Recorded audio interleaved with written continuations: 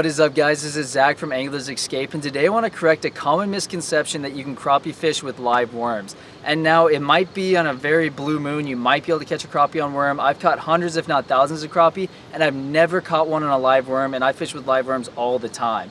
And so crappie, you really want to be using minnows or jigs, and I'll show you these here.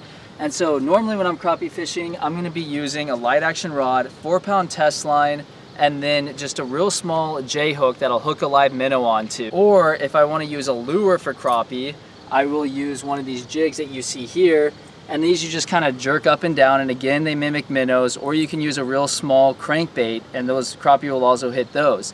But I've gotten a lot of people asking me, can I use worms for crappie fishing? And the answer is you're probably not going to catch any crappie if you go fishing with worms. Now, worms are excellent baits, and I use them all the time for fish species like carp, catfish, bluegill, and even bass sometimes. And I think a lot of the problem is people confuse bluegill with crappie. They're both good eating fish. They're around the same size, crappie being a little bit bigger than bluegill.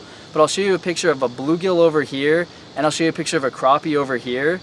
And basically the bluegill you can catch on worms like you see here, and they're usually closer to the shore. You can catch under a bobber, and that's what most little kids are catching when they're fishing.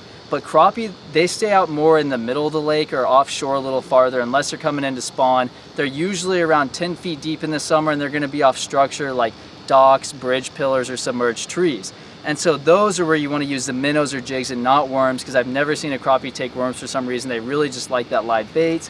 So again, I want to emphasize, don't use worms, please, for crappie fishing. Use either minnows or jigs or like a real small lure. And I hope this helps correct one of those misconceptions, and it'll help you fishing next time. So as always, good luck fishing.